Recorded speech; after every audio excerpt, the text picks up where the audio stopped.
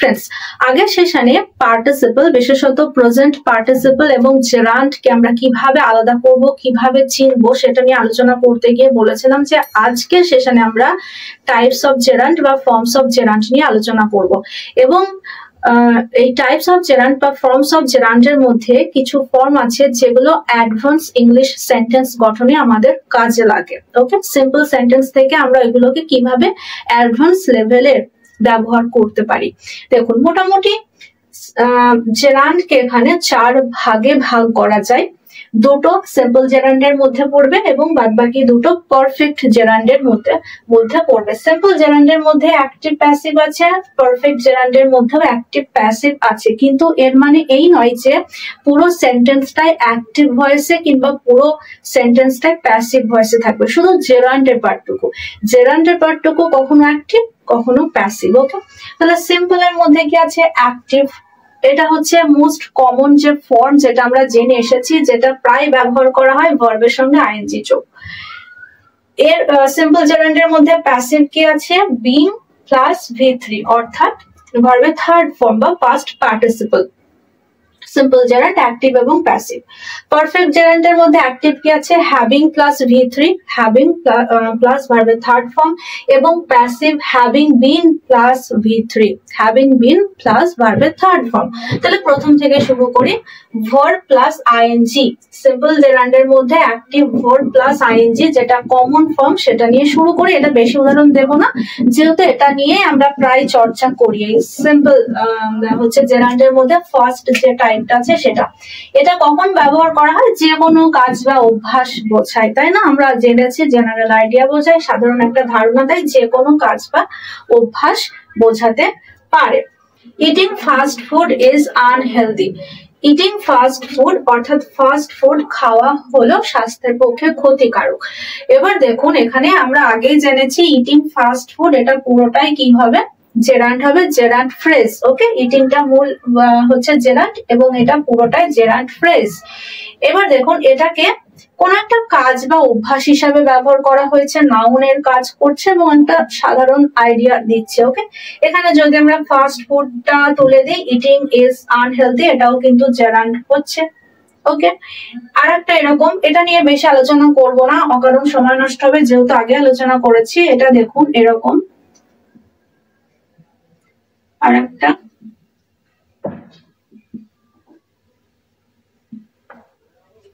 she wastes time strolling here and there. Strolling মানে হচ্ছে ভবঘুরের মতো কোনো উদ্দেশ্য ছাড়া aimlessly ঘুরে বেড়ানো, ওয়ান্ডারিং। তাহলে দেখুন, she wastes time, সে সময় নষ্ট করে। কিভাবে? এখানে সেখানে ভবঘুরের মতো ঘুরে বেরিয়ে সে সময় নষ্ট করে। তাহলে এখানে জেরান্ড কোনটা? স্ট্রলিংটা মেন জেরান্ড এবং পুরোটাই হচ্ছে gerund phrase. Here and there হচ্ছে অ্যাডভার্বিয়াল ফ্রেজ, পুরোটা নিয়ে জেরান্ড ফ্রেজ গঠিত হচ্ছে। Okay, she was time strolling here and there, এটা বোঝা গেল। তাহলে এটা একটা সাধারণ কমন ফর্ম জেরান্ডের।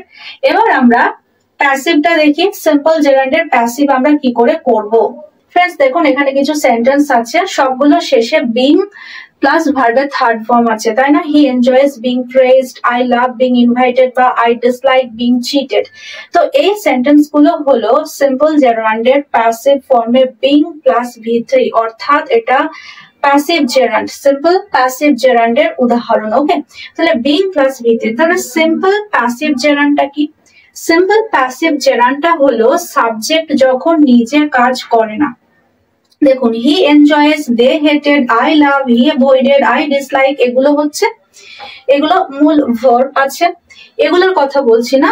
এই যে বিং প্রেজড, যেগুলো জেরান্ড ফর্মে আছে, এগুলো হচ্ছে সিম্পল জেরান্ডের প্যাসিভ রূপ। এখানে কখন ব্যবহার করব এরকম স্ট্রাকচার? না, সাবজেক্ট যখন নিজে কাজ করবে না, অন্যদের দ্বারা কাজটা করা হবে, তার উপর আরোপ করা হবে, অন্যদের দ্বারা হচ্ছে কোনো কাজ তার উপর চাপিয়ে দেওয়া হবে। এখানে চাপিয়ে দেওয়াই বললাম, সে নিজে কাজ করবে না, অন্যদের দ্বারা কাজটি করা হবে, তার উপর কাজটি করা হচ্ছে। যেমন হি এনজয়েস, সে উপভোগ করে। কি উপভোগ করে? বিং প্রেজড, অন্যদের দ্বারা বিং প্রেসড কি হতে উপভোগ করে, বিং প্রেসড অর্থাৎ প্রশংসিত হতে উপভোগ করে। কিন্তু প্রশংসাটা কি সে নিজে করছে নিজেকে, না, সে উপভোগ করে অন্যদের দ্বারা প্রশংসিত হতে, যখন অন্যরা তাকে প্রশংসা করে। এখানে বলতে পারি being praised by his colleagues, being praised by his teachers, তাই না, being praised by his family members, এরকম বলতে পারি। তাহলে সে উপভোগ করছে এই being praised, এইটুকু হচ্ছে জেরান্ডের প্যাসিভ ফর্ম, being praised জেরান্ডের প্যাসিভ ফর্ম। এবং এটা কখন বলবো, যখন ব্যক্তি নিজে কাজ করবে না, ব্যক্তির উপরে অন্যজনের কাজ থাকবে, অন্যজনের কাজ ওর উপর আরোপ করা হবে, তখন আমরা এই ফর্মটা, এই স্ট্রাকচারটা ফলো করব।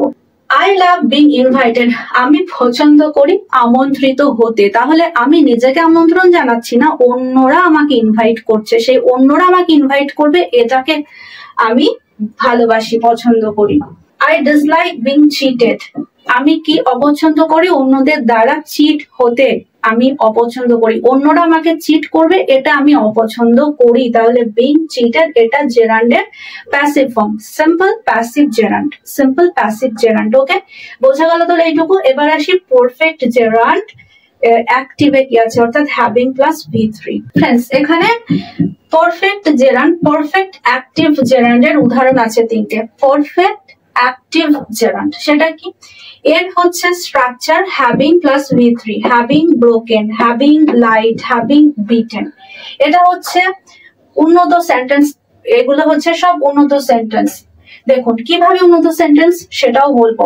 দেখুন এটা কখন পারফেক্ট অ্যাক্টিভ জেরান্ড কখন ব্যবহার করা হয় না, অতীতের কোনো কাজ বোঝাতে। আমি অতীতে কোনো একটা কাজ করেছিলাম, আমি করেছিলাম, আগেরটা কি জানলাম যে অন্যরা করেছিল, আমার উপর কাজটি বর্তেছিল, আমার উপর চাপিয়ে দিয়েছিল, কিন্তু এটা আমি নিজে কাজটি করেছিলাম, আমি নিজে কাজটি করেছিলাম। এবং আমি এখানে সাধারণত একটু রিগ্রেট প্রকাশ করবে, আমি অতীতে একটা কাজ করেছিলাম, সেটা আমি অতীতেও বলতে পারি, এখনো বলছি, অ্যাডমিট করে নিচ্ছি আমি। তাহলে এখানে কি হবে, অতীতের কোনো একটা অ্যাকশন বোঝাবে যেটা আমি নিজেই করেছিলাম, যেটা আমি নিজেই করেছিলাম।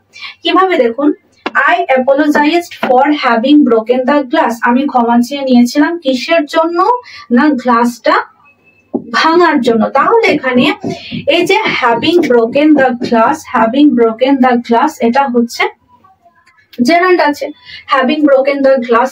এবার এখানে হ্যাভিং ব্রোকেন দেখুন এইটুকু নিলাম। তাহলে আমি ক্ষমা চেয়ে নিয়েছিলাম কিসের জন্য, না আমি অতীতে গ্লাসটা ভেঙেছিলাম সেই কারণে, আমি অতীতে গ্লাসটা ভেঙেছিলাম সেই কারণে। কিন্তু যেহেতু আমি বলছি যে অতীতের কাজ, কিন্তু অতীতে হলেও এটা কিন্তু হ্যাভিং হবে, হ্যাভিং। কেন এটা আমি বলে দিচ্ছি, she admits having lied to, দেখুন এই সেন্টেন্সটা, she admits, এখানে she আছে কিন্তু এখানে হ্যাভিং কেন লিখছি, হ্যাজিং কেন লিখলাম না, এটাই হচ্ছে পারফেক্ট জেরান্ডের স্ট্রাকচার।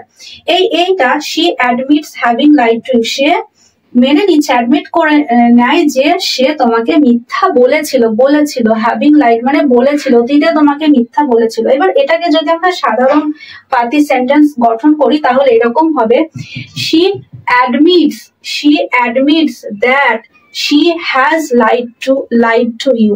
দেখুন এই she admits এটা লিখলাম না, that থেকে লিখলাম, that she has lied to you, lied to you। দেখুন এখানে যখন আমরা এইভাবে জেরান্ড করব, তখন পারফেক্ট অ্যাক্টিভ জেরান্ড যখন উন্নত মানের সেন্টেন্স গঠন করব, এইভাবে সেন্টেন্স স্ট্রাকচার করব, তখন এই যে that she has এটা পুরোটাই তুলে দিতে হবে।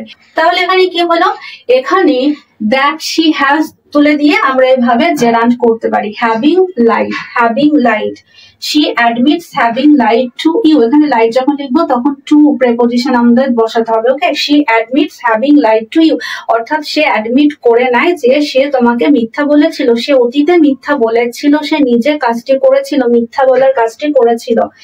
he regrets having beaten him, say regret করে, অনুশোচনা করে। কেন সে করে, এখন করে, কেন হ্যাভিং বিটেন হিম, অতীতে সে তাকে মেরেছে এই কারণে সে অনুশোচনা করে। তাহলে সে এখন অনুশোচনা করছে অতীতের কোন একটা কাজকে নিয়ে। এক্ষেত্রে হ্যাভিং বিটেন যখন বসবে, অর্থাৎ হ্যাভিং প্লাস V3 যখন বসবে, তখন বুঝতে হবে এই জেরান্ডের ফর্মটা অতীতের কোন একটা কাজ বোঝাচ্ছে। ওকে, তাহলে অতীতে সে একটা কাজ করেছিল, তাকে মেরেছিল, সেই কারণে সে এখন রিগ্রেট করে। এবার এই সেন্টেন্সটা দেখুন, হি রিগ্রেটস হ্যাভিং বিন বিটেন। আমরা আগের সেন্টেন্স, লাস্টের সেন্টেন্সটা কি দেখেছিলাম? হি রিগ্রেটস হ্যাভিং বিটেন হিম। এটা মানে বিন চলে এসেছে। এই যে বিন যখন আসবে, অর্থাৎ হ্যাভিং বিন প্লাস V3 যখন হবে, তখন এইটা হবে, এইটা অর্থাৎ perfect passive gerund. Perfect passive gerund, perfect passive gerund. এর নিয়মটা কি না, অতীতে অন্য কেউ কাজটি করেছিল, কিন্তু যে বক্তা, যে স্পিকার, সে ভুগেছিল, সে ভুক্তভোগী। অর্থাৎ এখানে যেমন দেখেছিলাম যে নিজে কাজ করে না, কাজটি তার উপর চাপিয়ে দেওয়া হয়, এটা অতীতে কোন একটা কেউ কাজটি করেছিল এবং যে বক্তা সে সেই কাজটি তার উপর চাপিয়ে দেওয়া ছিল, সে ভুগেছিল, সেই কর্মের ফল সে ভোগ করেছিল। অন্যজনের, মোট কথা অন্যজনের কর্মের ফল নিজেকে ভোগ করা। ওকে, তাহলে হি রিগ্রেটস, সে পশ্চাৎ করে, অনুশোচনা করে। হ্যাভিং বিন বিটেন মানে সে অনুশোচনা করে কেন? অন্যদের দ্বারা সে মার খাওয়ার জন্য অনুশোচনা করে। এখানে হ্যাভিং বিন বিটেন বাই যদি লিখি তাহলে পরিষ্কার হবে, by the hooligans, by the hooligans. Okay, he regrets having been beaten by the hooligans. সে অনুশোচনা করে হুলিগানদের দ্বারা বিটেন হওয়ার, মার খাওয়ার জন্য। তাহলে সে নিজে কাজটি করছে না, অন্যরা কাজটি করেছে, অন্যরা তাকে মেরেছে এবং সে ভোগ করেছিল, অতীতে ভোগ করেছিল। তাহলে he regrets that he had been beaten বা হ্যাজ বিন বিটেন আমরা বলতে পারি। এখানে হ্যাজ বিন বলতেও যে কাজটা একটু আগে হয়েছে সেটা had been beaten by the hooligans, এটাই হচ্ছে আমাদের পাতি যদি ইংলিশে বলি তাহলে। He regrets having been beaten, উন্নত মানের সেন্টেন্স গঠন করলে having been beaten. Okay, I remember having been praised. I remember, আমি এখনো স্মরণ করি, আমার এখনো মনে আছে, হ্যাভিং বিন প্রেজড, আমি প্রশংসিত হয়েছিলাম, প্রেজড হয়েছিলাম, বলতে পারি বাই দ্য হেডমাস্টারের দ্বারা। তাহলে এখানে আমি স্মরণ করি, কিন্তু কাজটা অন্য কেউ করেছিল, আমাকে প্রশংসা করেছিল, আমি সেটা ভোগ করেছিলাম। Okay, I remember that I have been praised by I had been praised by the headmaster. He denies having been warned. সে অস্বীকার করে, ডিনাই কি করে? ওয়ার্ন করেছিল, তাকে কে ওয়ার্ন করেছিল, সে কারো দ্বারা ওয়ার্ন হয়েছিল, সেটাকে সে অস্বীকার করে। সে বাই দ্য পুলিশ আমরা বলতে পারি এখানে, by the police. Okay, he regretted having been said that, I regretted having been said that.